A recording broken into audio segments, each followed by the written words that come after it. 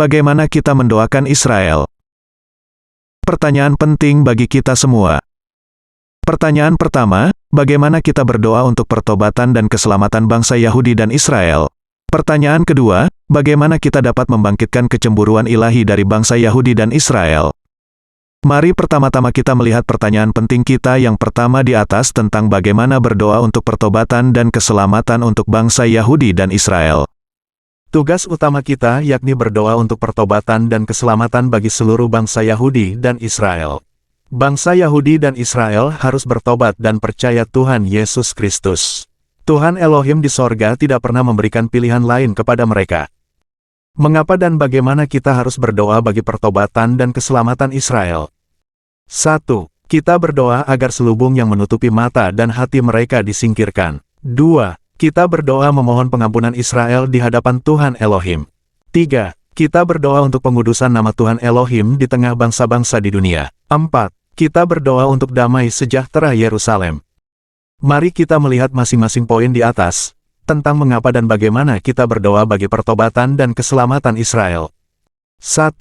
Kita berdoa agar selubung yang menutupi mata dan hati mereka disingkirkan. Kita harus berdoa agar selubung yang menutupi mata dan hati mereka segera disingkirkan, supaya mereka mengenal Tuhan Yesus Kristus. Rasul Paulus berkata bahwa hati dan pikiran seluruh Israel masih dibutakan. Sampai hari ini selubung tersebut masih tetap tidak diangkat jika mereka membaca Perjanjian Lama. Karena selubung itu hanya diangkat jika mereka percaya Tuhan Yesus Kristus. 2 Korintus 3 ayat 14. Orang-orang Yahudi sedang ditawan dalam kebutaan rohani yang besar, sehingga mereka masih terus menolak Mesias dan Raja Yesus Kristus. Sampai hari ini mereka membenci Tuhan Yesus tanpa alasan.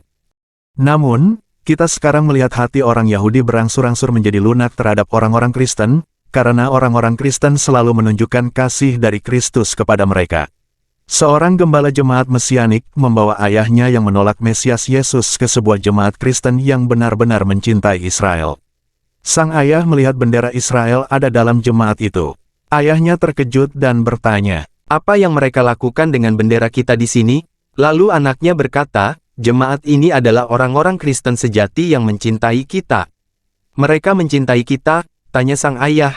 Anaknya menjawab, "Ya, mereka mencintai kita." Ayahnya sangat tersentuh, hampir menangis, sehingga dia berkata, dia akan mempertimbangkan untuk menjadi salah satu dari mereka, yakni percaya Tuhan Yesus Kristus. Yeshua mengutip kitab Nabi Yesaya 61 ayat 1-3 ketika dia berkata di dalam sinagoge di Nazaret, "Roh Tuhan ada padaku, oleh sebab ia telah mengurapi aku, untuk menyampaikan kabar kepada orang-orang miskin. Dan ia telah mengutus aku untuk memberitakan pembebasan kepada orang-orang tawanan, dan penglihatan bagi orang-orang buta, untuk membebaskan orang-orang yang tertindas, untuk memberitakan tahun rahmat Tuhan telah datang." Lukas 4 ayat 18 dan 19. 2. Kita berdoa memohon pengampunan Israel di hadapan Tuhan Elohim. Gereja dan orang-orang Kristen dipanggil untuk menjadi perantara yang harus selalu berdiri di hadapan Tuhan bagi Israel. Tuhan memanggil kita untuk selalu berdoa untuk pertobatan dan keselamatan bagi seluruh bangsa Israel. Yeshua berkata di kayu salib, "Ya Bapa, ampunilah mereka, sebab mereka tidak tahu apa yang mereka perbuat." Lukas 23 ayat 34a. Sambil tergantung di kayu salib, Tuhan Yesus sesungguhnya sudah mengampuni dosa Israel yang telah menolak dan mengadili dan menjatuhkan hukuman mati kepadanya. Pilatus dan orang-orang bangsa kafir yang menyalibkan Yesus Kristus hanya melaksanakan keputusan yang telah diambil oleh Sanhedrin sebagai dewan tertinggi agama Yahudi di masa itu di Yerusalem. 3. Kita berdoa untuk pengudusan nama Tuhan Elohim di tengah bangsa-bangsa di dunia. Penebusan Israel adalah untuk pengudusan nama Tuhan, sementara pengasingan mereka terus menodai nama Tuhan di antara bangsa-bangsa di bumi. Seperti ada tertulis dalam Yehezkiel 36 ayat 23 dan 24. "Aku akan menguduskan namaku yang besar yang sudah dinajiskan di tengah bangsa-bangsa, dan yang kamu najiskan di tengah-tengah mereka. Dan bangsa-bangsa akan mengetahui bahwa akulah Tuhan. Demikianlah firman Tuhan Elohim, manakala aku menunjukkan kekudusanku kepadamu di hadapan bangsa-bangsa. Aku akan menjemput kamu dari antara bangsa-bangsa dan mengumpulkan kamu dari semua negeri dan akan membawa kamu kembali ke tanahmu." 4. Kita berdoa untuk damai sejahtera Yerusalem. Kita harus berdoa untuk damai sejahtera Yerusalem, karena dengan melakukannya, kita berdoa untuk kembalinya Kristus di Yerusalem, dan Dia akan memerintah selama kerajaan 1000 tahun damai di bumi dari Yerusalem. Dia adalah Raja Damai, dan kerajaan Elohim akan didirikan di bumi dengan berpusat di kota Yerusalem di Israel. Wahyu 20 ayat 1-6. Pada hari itu, Tuhan menyatakan, Aku akan mencurahkan roh pengasihan dan roh permohonan atas keluarga Daud dan atas penduduk Yerusalem, dan mereka akan memandang kepada Dia yang telah mereka tikam. Dan akan meratapi Dia seperti orang meratapi anak tunggal, dan akan menangisi Dia dengan pedih seperti orang menangisi anak sulung. Zakaria 12 ayat 10. Nubuat ini menyiratkan bahwa semua orang yang tinggal di Yerusalem, termasuk keturunan Ismail, akan menerima Roh Kudus sebagai tanda terbesar bahwa mereka percaya Tuhan Yesus.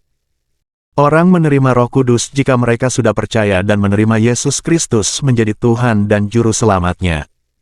Berikut, mari kita melihat pertanyaan kedua dari dua pertanyaan utama kita di awal, tentang bagaimana gereja dapat membangkitkan cemburu ilahi dari bangsa Yahudi dan Israel. Paulus berkata, mengenai Injil, mereka, bangsa Israel, adalah musuh Elohim karena kamu, bangsa-bangsa bukan Israel, tetapi mengenai pilihan, mereka adalah kekasih Elohim oleh karena nenek moyangnya. Rasul Paulus berbicara tentang panggilan Israel untuk menjadi terang dan berkat bagi semua suku dan bangsa di bumi. Selanjutnya Rasul Paulus menulis, sebab jika penolakan mereka berarti perdamaian bagi dunia, dapatkah penerimaan mereka mempunyai arti lain daripada hidup dari antara orang mati? Roma 11 ayat 15.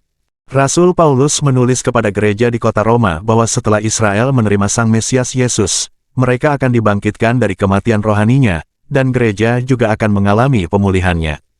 Sehingga Israel yang bertobat dan menerima kepenuhan Roh Kudus akan melayani kerajaan 1000 tahun damai di bumi bersama gereja yang akan dipulihkan dan menerima kepenuhan Roh Kudus.